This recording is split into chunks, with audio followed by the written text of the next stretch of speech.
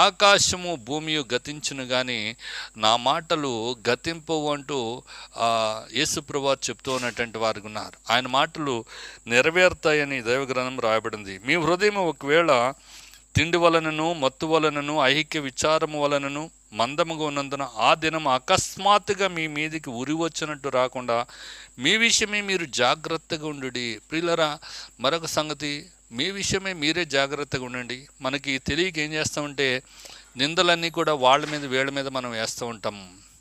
వాళ్ళు ఎదురొచ్చారండి అందుకే ఇలాగ అయిపోయిందండి, వాళ్ళు తుమ్మునారండి అందుకే ఇలాగ అయిపోయిందండి, పొద్దుటే వాళ్ళ ముఖం చూస్తున్నానండి అందుకే ఇలాగ అయిపోయిందండి, లేదు వాళ్ళు ఎవరో మమ్మల్ని మాయమాటలు చెప్తున్నారండి అందుకే మేము ఇలాగ అయిపోయినామండి.